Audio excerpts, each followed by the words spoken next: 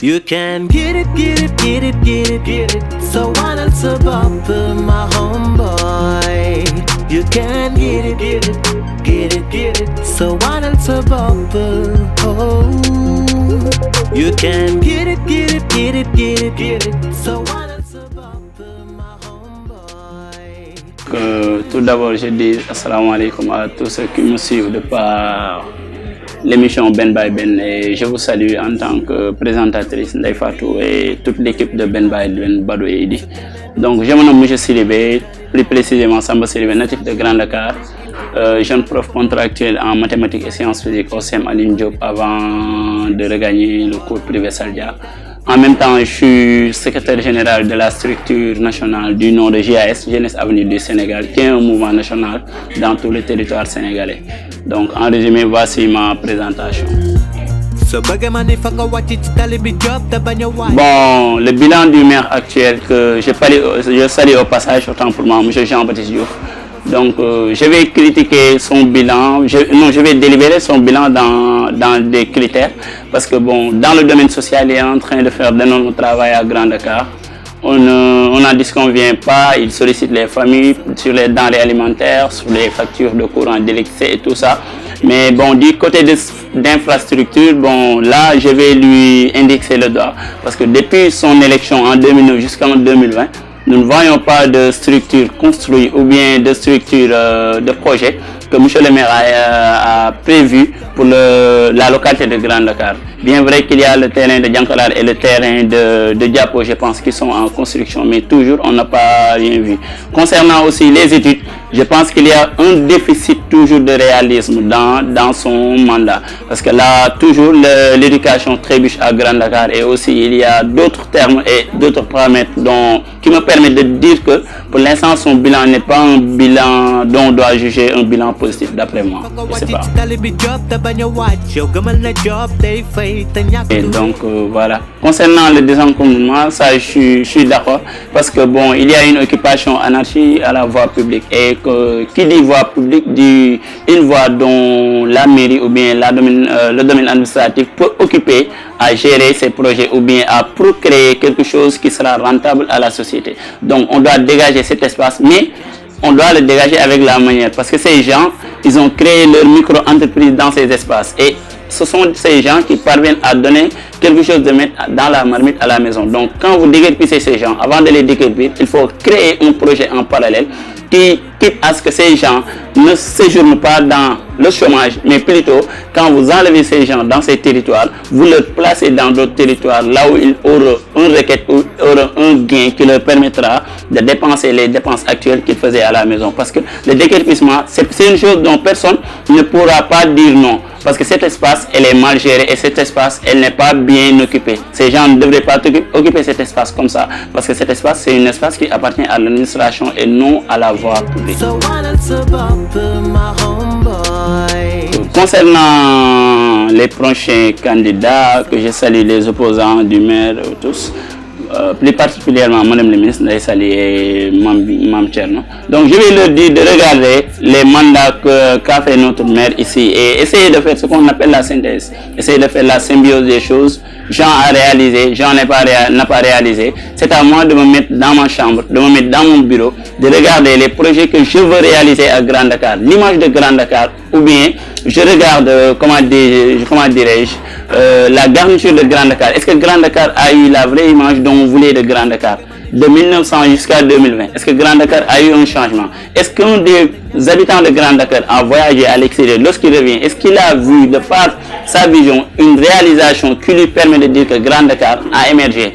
C'est ça que je devrais parvenir à répondre à ces interrogations. Si je réponds à ces interrogations, mais bon, je vais faire quelque chose de nouveau comparé aux candidats qui étaient là. Parce que pour amener une tâche de nouveau, il faut d'abord critiquer celui qui était là, essayer de faire quelque chose de supérieur qu'il ne parvenait pas à réaliser lors de son mandat.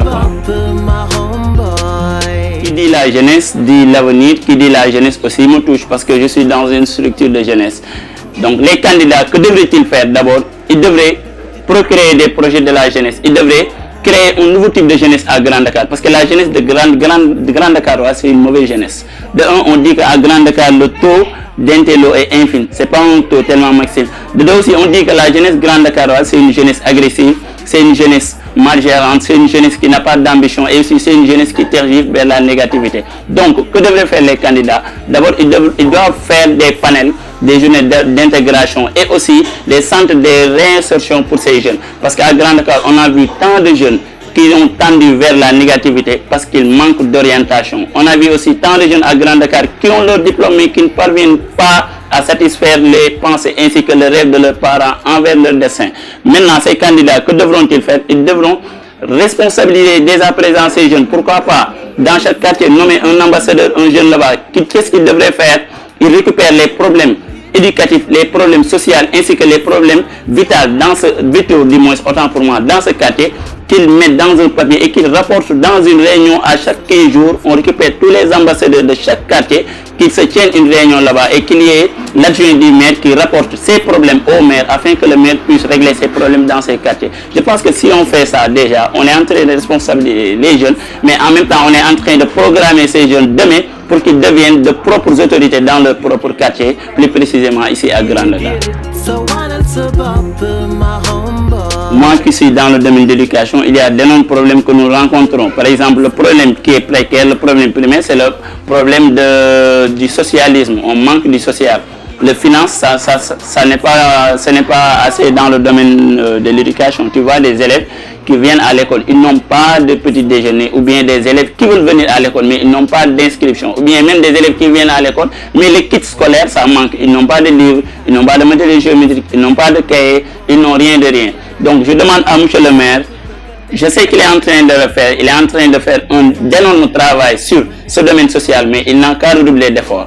Et si vous faites une aide, autant pour moi, il faut qu'il y ait une continuité. Quand vous aidez une personne, il ne faut pas lui aider et lui regarder. Il faut qu'il y ait une continuité. Cette continuité, c'est quoi? C'est d'en faire une vérification jusqu'à ce que cette aide soit une aide qui est parvenue au point d'impact que vous voulez que ça atteigne. Donc, aider la personne, poursuivre la personne. Et je pense que l'aide sera une aide qui est tellement universelle. Et cette aide permettra à la personne de ne plus refrapper à votre porte jusqu'à ce que cette personne soit satisfaite et cette personne soit devenue quelqu'un de réussi dans ce qu'il voulait pour que vous l'aidez. Donc, le domaine d'éducation, il doit le retoucher, il doit revérifier jusqu'à ce qu'il ait satisfaction là-bas. Pour l'instant, on n'est pas satisfait de l'éducation à Grand Dakar. Et ça reflète le taux d'agression ainsi que de banditisme dans les quartiers. La localité de Grand Dakar, on a tant de CM, tant de primaire, on n'a pas toujours de lycée. Donc, monsieur le maire, s'il vous plaît, si vous pouvez nous construire un lycée à Grand Dakar, ça serait mieux parce que nos enfants quittent Grand Dakar pour rejoindre les Blaise Diagne, les Kennedy, les Delafosse et consorts. Or, qu'on devrait avoir un lycée à Grand Dakar qui est public à tout élève et tout étudiant de Grand Dakar qui veut continuer ses études de lycée, qu'il parvienne à séjourner ou bien avoir une admission dans ce lycée.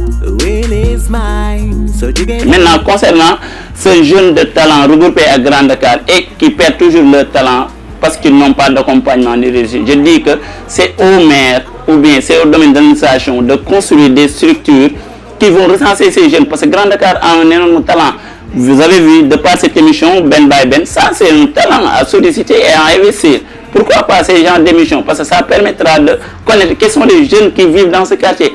Quel est le mot de cœur que ces jeunes cachent dans leur cœur dans ce quartier et qu'ils devraient même parvenir à rapporter à monsieur le maire. Tout ça, ça n'arriverait pas là-bas si cette petite caméra de monsieur Badou ne mettait pas de vue jusqu'à ce que ces gens me voient dévoiler ces secrets que nous vivons dans notre quartier. Donc, monsieur le maire, il faut que vous créez des structures de culture, des structures, je ne sais pas, de répétition, des studios, de répétition aux artistes, des structures comme par exemple une université ou bien pas une université, autant pour moi, une bibliothèque à Grand Dakar, parce qu'à Grand Dakar, on ne parvient pas à avoir des livres, on ne parvient pas à lire même. C'est dommage, l'histoire de Grand Dakar. C'est dommage que vous reflétez des questions à la rue, vous demandez aux gens quand est-ce qu'on a créé Grand Dakar. Grand Dakar, la population de Grand Dakar comporte combien d'habitants et tout ça, et que les gens ne parviennent même pas à répondre. C'est parce que nous manquons de domaine didactique.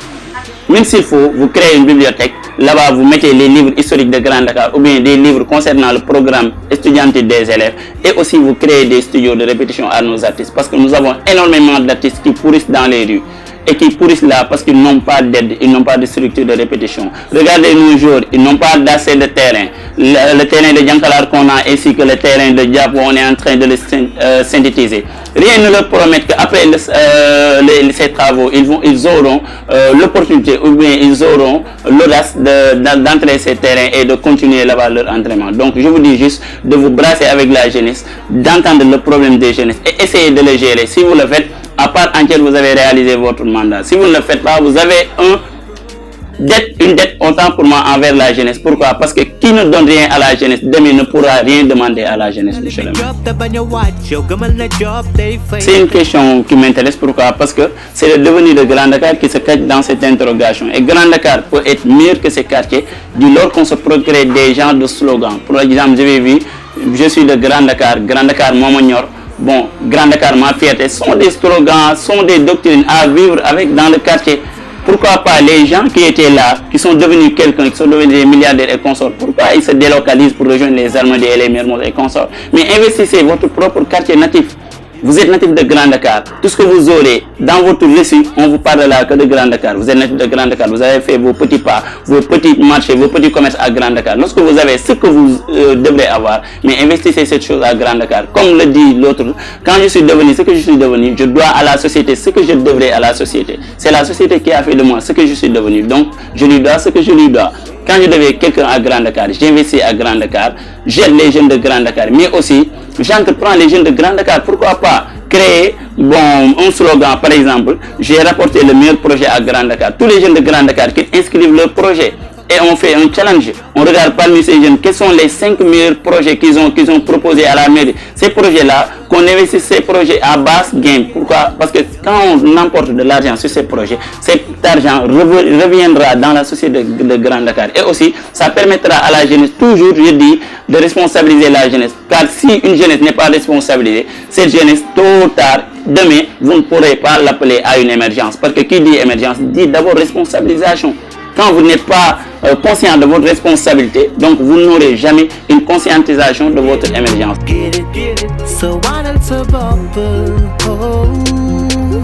You can get it. So why not my homeboy? You can get